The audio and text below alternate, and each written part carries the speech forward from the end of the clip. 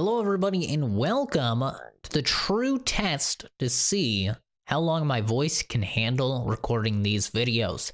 This is episode 2. We recorded the last one, it was about 23 minutes.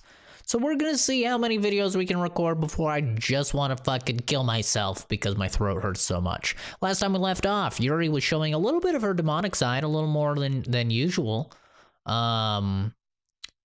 So let's get back to it, shall we? We are going to get some water for tea. And there's no music, which is a little eerie. And who knows? We could die right here. Right here, right now. This could be the end of the game. I doubt it. I feel like there'll be like a build-up. You know, and the build-up is going to get faster and faster and creepier and creepier. And then finally, you get sacrificed to her Lord and Savior, Satan. How could I say something like that? Yuri, I just... Something about the way she said that, it made me feel so irritated. What's wrong with me? no, Yuri. I think you did the right thing. Oh no, don't tell her that. Don't tell her that. Don't encourage her fucking aggression. I wasn't expecting it, but it's also not right for Monica to judge people like that. Zack, how come even when I do something bad, you're being nice to me? Oh no. Oh no. You know what? I'm kind of starting to think maybe she's not gonna kill us, but she's gonna turn out to be like a murderer. You know, maybe like a Dexter kind of thing, where like it turns out she's actually a fucking serial killer or something, and she's like, let's kill people together, Zack. Zack man, the snack man, let's fucking kill people together. I don't know what that sounded like. I've never done that before. I just like grabbed my fucking microphone and started making out with it basically. So who knows what I sounded like, but that's what she's gonna do. I feel like I'm going less about murdering me and sacrificing me to Satan. I'm going more towards the fact that she's actually just like a serial killer or something. She's gonna try and bring us into the fold, and then we're gonna be like, whoa, dude, no, that's not okay. Oh, and then maybe she kills us. Once we figure out that like she's a serial killer or something, then maybe she kills us. Maybe she kills herself. She's like, if you don't love me, fine. I don't know. Anyway, we'll find out soon enough, right? I don't know. This game isn't supposed to be very long. We should find out soon. I'm just trying to, you know, theorize a lot. So I can say at the end of this, haha, I was right. That one thing out of the 1 million guesses that I made, but the guess that I made, it was right. So I was right. I'm always right. That's my tactic. In case you guys have never noticed how I can always get away with saying that I'm always right is because I just make so many guesses that one of them is bound to be right. Usually. Because nothing that you do is as bad as you make it seem in your head. Nobody's perfect. We have emotions and we can't always hide them away. But you always amplify things in your head. Your mind turns a light rain shower into a hurricane. No. Wouldn't you hate me for something as terrible as that? Why would I hate you? I can't hate someone for having emotions. What kind of friend would do that? Friend, you say? Yuri lifts her head. Zack, I really like being friends with you. Thanks, Yuri. I like being friends with you too. Feel kind of awkward saying something like that, but I'm doing my best to help Yuri feel better. Anyway, yeah, shall we go? Yeah. Yuri and I walk to the nearest water fountain. Once we fill up the water pitcher, we return to the classroom. Hey, we lived. Step 1 complete. We survived. The hallway encounter. Zack, do you like oolong tea? Yeah. Anything's fine. Very well. Yuri sets the temperature on the kettle to 200 degrees. What? 200 degrees? I thought you guys used Celsius. 200 degrees Celsius? That's a hot motherfucking kettle, dude. That is a very fucking high kettle. I'm gonna guess, translation's sake, they're using Fahrenheit for us. I'm gonna assume. Now it's time to get the teapot. You really do this properly, don't you? Of course. I shouldn't do any less when I'm making tea for others. Even if I'm not an expert on tea or anything? Hoo-hoo. In that case, you'll only be even more impressed. Perhaps I will. Her voice has changed a little. If you notice, this is nuance. Her voice has changed a little because now she's gaining a little bit of confidence. She's starting to peek out of her shell. Okay, so now she's going from like the Hanukkah voice of Katawa Shoujo to the Lily voice of Katawa Shoujo. You see this? You see this transition? She's coming out of her shell a little bit. This is what I do. This is character development through voice acting. I know. I'm a professional. What can I say? Yuri fetches the teapots and begins measuring the tea leaves. To my surprise, she even starts humming a little to herself. You must be in a good mood now. Is that so? I was letting it show and you noticed. I was just doing a bit of thinking and I decided that I would try expressing myself a little bit more. Oh no. Oh no. What have we done?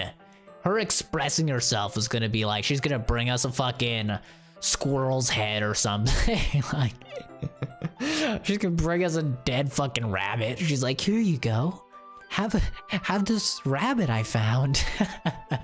I killed it just for you.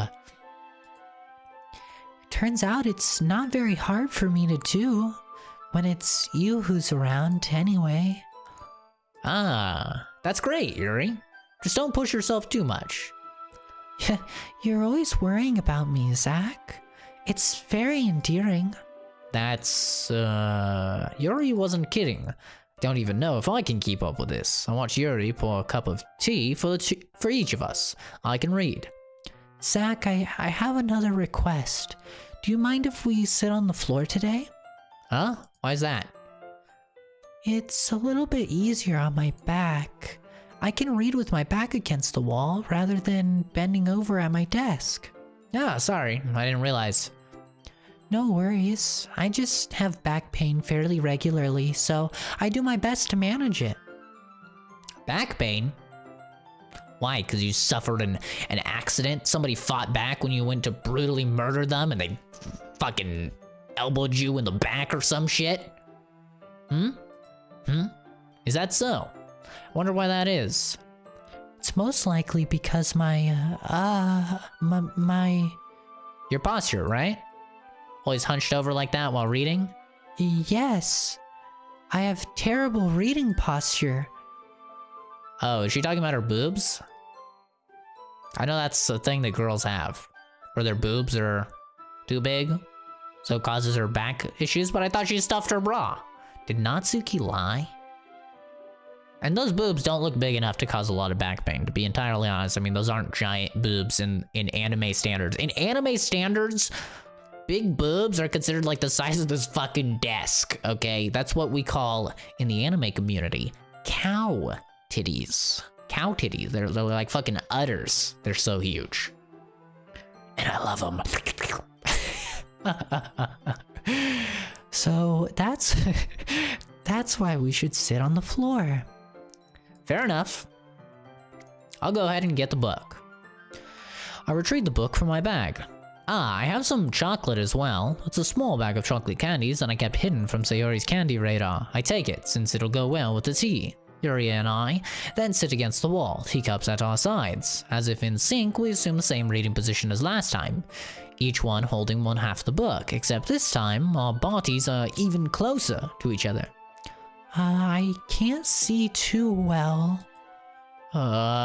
Yuri slides closer until our shoulders are touching. How am I supposed to focus on reading like this? Yuri was always kind of cute, but when she's being less apprehensive, it's almost more than I can handle. Your teacup. Yuri hands me my teacup. Holding it with my hand that's not holding the book, I end up in a position that makes it even harder to focus, because now I need to worry about making sure I don't accidentally touch her chest. Meanwhile, Yuri hasn't noticed a single thing. Oh, she's noticed, alright. She's noticed. She's working her fucking serial killer charm right now. She wears her intense reading expression, and I can only presume the world around her has faded away. I use all of my willpower to focus on reading. After a few minutes, I finally managed to relax a little. I put the teacup between my legs and fumble with the chocolate wrapper. Yeah, sorry. I briefly let go of the book to finish opening the wrapper. You can have as much as you want.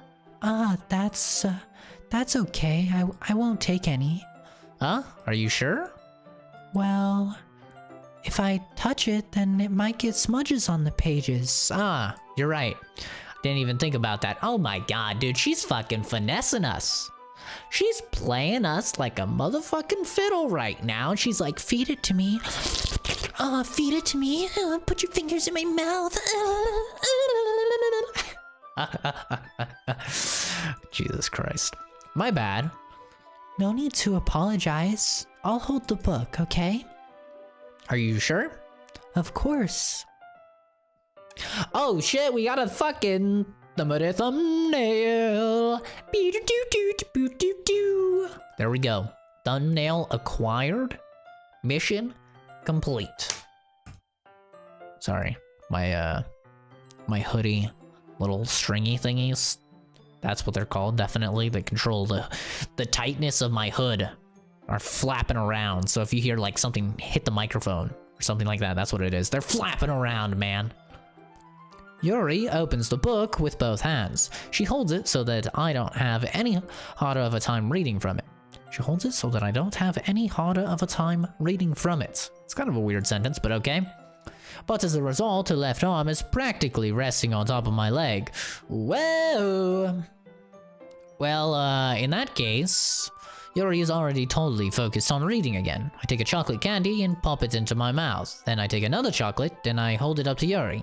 She doesn't even look away from the book. She simply parts her lips as if this situation was completely natural. But that means I can't stop here.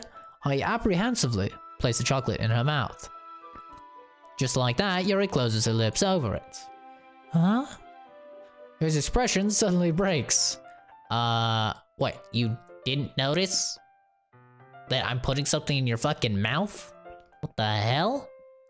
What kind of habits you have in your free time, girl?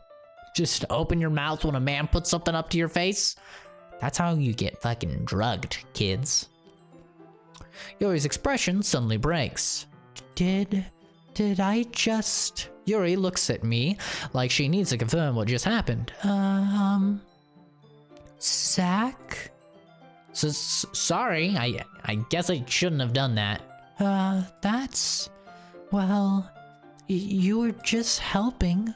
That's something that, friends do, right? I mean, not really in this kind of context, but... Yeah. That is all that it was, trust me. Yeah, then, you don't need to stop or anything. I see. The situation has gotten really tense. Yuri tries to return to the book. But I can tell just by her expression that even she can't focus now. My heart is pounding. I nervously take another chocolate between my fingers. But this time, Yuri's eyes meet mine. I think that's the best face for the thumbnail. Right? It's like kind of just shy, kind of looking over. I don't know. Maybe, maybe not, who knows. How did it even come to this? Yuri doesn't avert her gaze. I notice her chest rising and falling to the rhythm of her breaths. I raise my arm. Damn, looking at her boobs and everything. Like before, Yuri parts her lips, but it's different this time. I take the chocolate and place it in her mouth. I feel her hot breath on my fingers. I feel like I should have read that more sexually. I feel her hot breath on my fingers. There we go. Much better. Okay, everyone. Yuri jolts back. It's time to share poems. Zack, you can help Yuri put away the tea stuff, right? Yeah. Of course. Okay, thanks. The spell is abruptly broken. I'll take care of the cups. Yeah. Yuri picks up the teacups from the floor. I pick up the bag of chocolates. In the end, we hastily clean up without so much as a word between us. I get the feeling that this is something neither of us will have the courage to bring up. Who should I show my poem to first? We're gonna go with Sayuri first. Give us a little breathing room from Yuri. Ooh, I like this one, Zack. It has some nice feelings in it. Ah, I'm glad. Does that mean it's better than yesterday's? Let me think. I don't know. I guess I like them both. That's not very helpful, you know.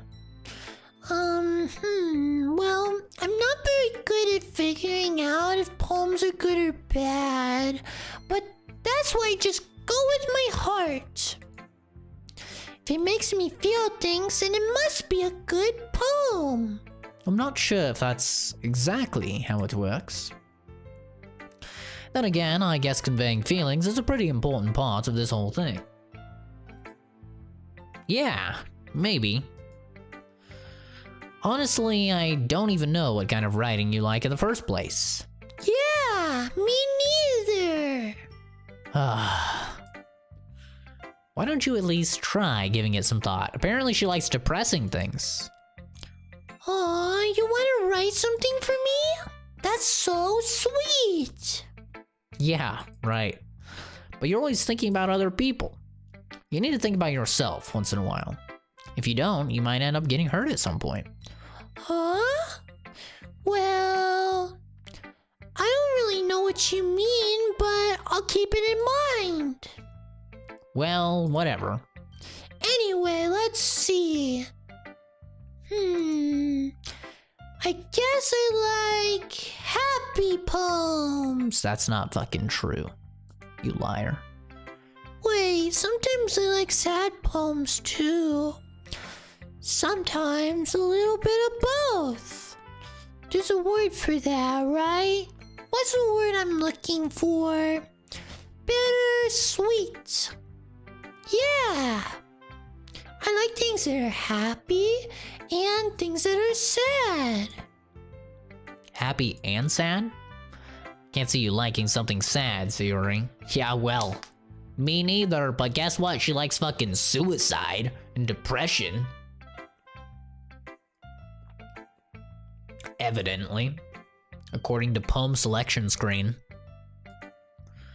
Well, I like happy the most, but sometimes when you have a little rain cloud in your head, a sad poem can help give the rain cloud a little hug and make a nice happy rainbow. My god. My voice is dying. Sayuri, that's unexpectedly poetic. Huh? It is? Maybe I'm getting better at expressing my feelings after all. Thanks, Zack. I should go write that down then. You can read my poem now, okay? Okay. Normally I would read these in the girls' voices. Because after watching it back, it was a little weird reading in narrator voice, but I don't think I can read all of this in Sayuri's voice without dying. So we're gonna stick with the narrator. Bottles. I pop off my scalp like the lid of a cookie jar. It's the secret place where I keep all my dreams, little balls of sunshine, all rubbing together like a bundle of kittens. I reach inside with my thumb and forefinger and pluck one out. It's warm and tingly, but there's no time to waste. I put it in a little bottle to keep it safe, and I put the bottle on the shelf with all of the other bottles. Happy thoughts, happy thoughts, happy thoughts and bottles, all in a row. My collection makes me lots of friends, each bottle a starlight to make amends. Sometimes my friends feels a certain way. Down comes a little bottle to save the day. Night after night, more dreams, friend after friend, more bottles, deeper and deeper my fingers go, like exploring a dark cave, discovering the secrets, hiding in the nooks and crannies, digging and digging, scraping and scraping. I blow dust off my bottle caps. Doesn't feel like time elapsed. My empty shelf could use some more. My friends look through my locked front door. Finally, all done, I open up, and in come my friends, and they come in such a hurry. Do they want my bottles that much? I frantically pull them from the shelf one after the other, holding them out to each and every friend, each and every bottle. But every time I let one go, it shatters against the tile between my feet. Happy thoughts, happy thoughts, happy thoughts in shards all over the floor. They were supposed to be for my friends who aren't smiling. They're all shouting, pleading, something.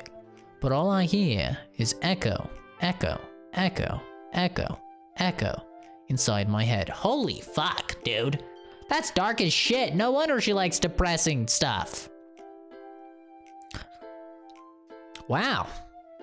Jesus Christ.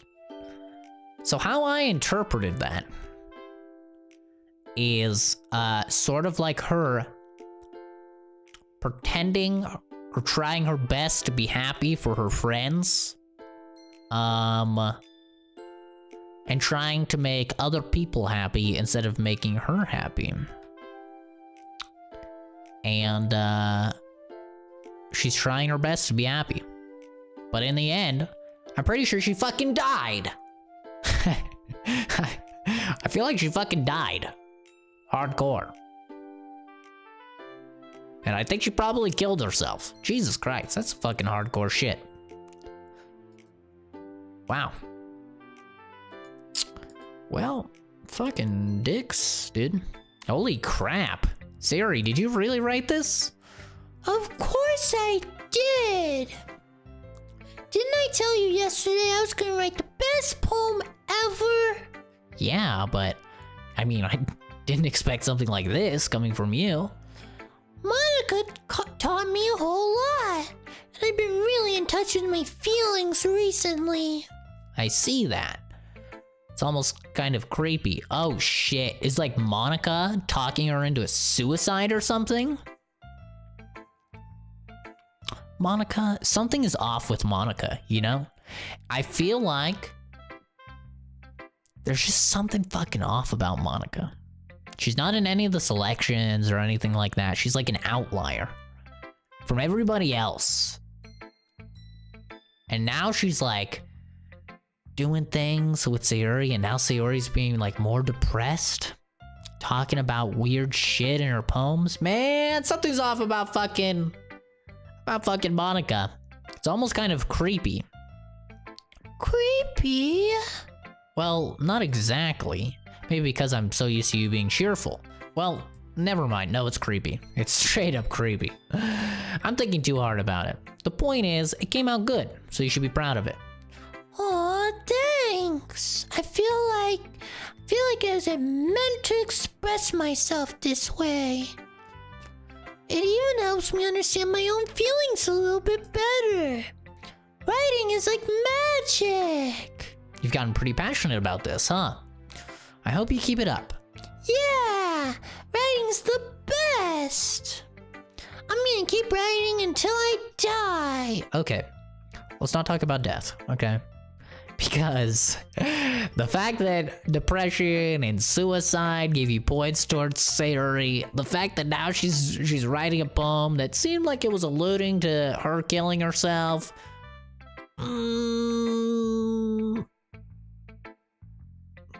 things aren't looking too good for our girl Sayuri. I'm gonna put that out there right now. I think there's gonna be some sad shit that happens with Sayuri. And listen, Sayuri's like the only character I actually fucking like. So that's gonna suck balls. But I don't like her that much. I barely know her. Don't get too ahead of yourself. Sayuri's always had a habit of getting obsessed with something before dropping it no more than a week later. Wonder if this is one of those times? But seeing the passion in her eyes makes it hard for me to be pessimistic. Alright, Sit up, Yuri. Try and do this real quick. Let's see what you've written for today. Yuri stares at the poem with a surprised expression on her face. Do you like it? Zack, this one might even be better than yesterday's. How did you even pick up on all this so quickly? Just yesterday I was telling you the kind of techniques worth practicing. Maybe that's why. You did a good job explaining. I really wanted to try giving it more imagery. Yuri visibly swallows. Even her hands appear sweaty. I'm not used to this. Used to what? I don't know. It's fine. Take your time. Yuri breathes and collects her thoughts. I know that Yuri likes to think before she speaks, so I offer that patience to her.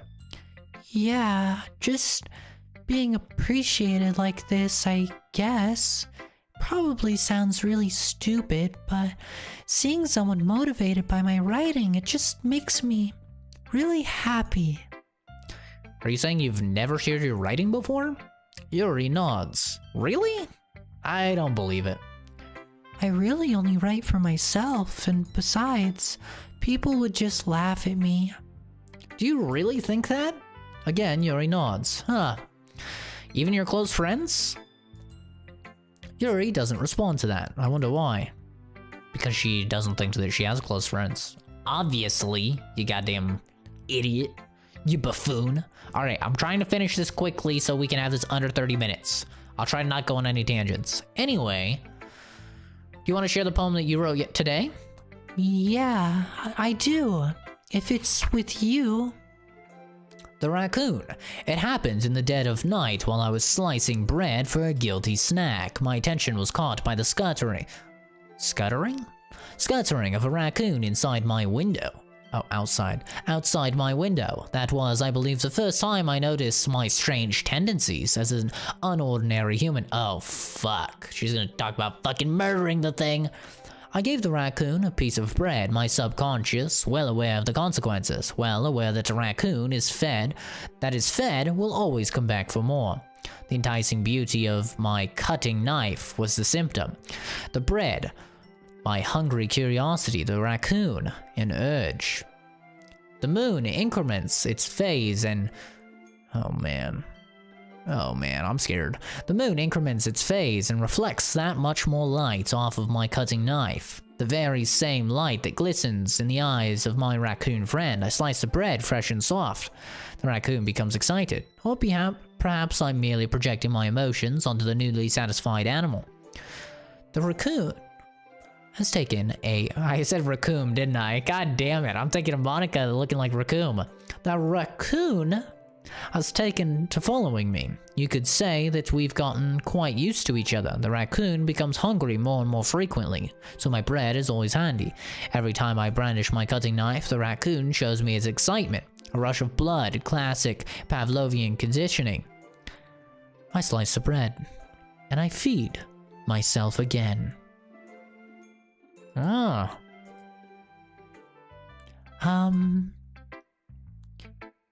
Why do I feel like that is symbolism of her fucking murdering people?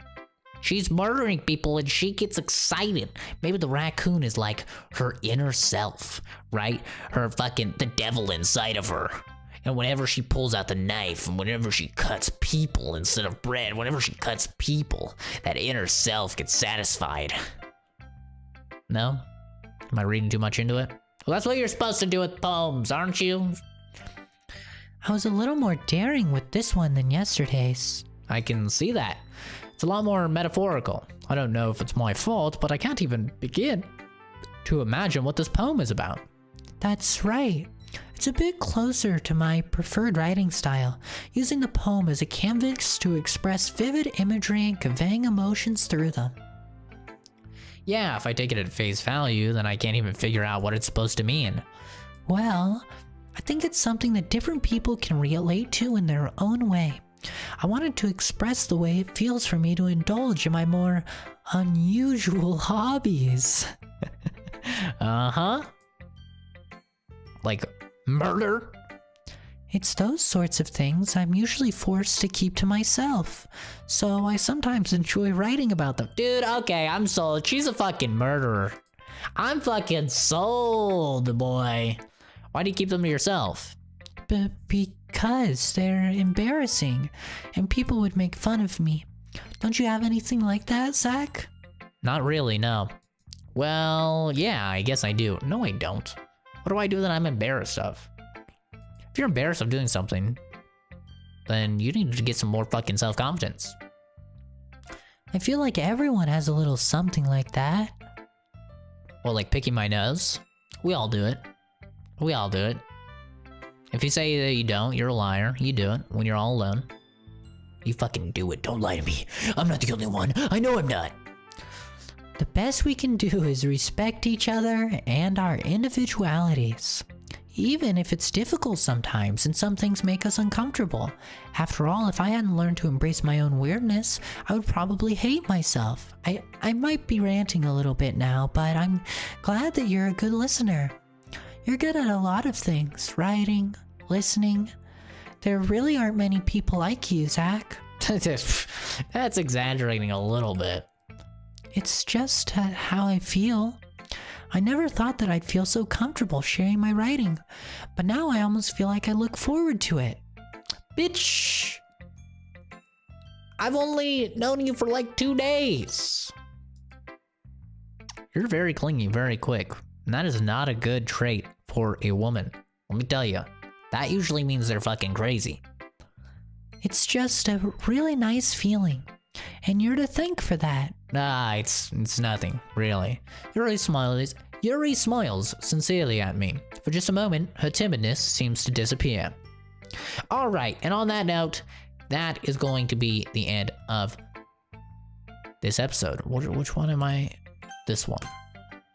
That's gonna be the end of this episode. Thank you everybody so much for watching. This one's a little long, I know. My bad. My apologies. But I hope you all have a fantastic rest of your day. And you're enjoying your spring break. That's when this should go up, is spring break. Sometime. Unless you don't have spring break at the same time as me, in which case, I'm sorry. Anyway, have a good one, everyone. Bye.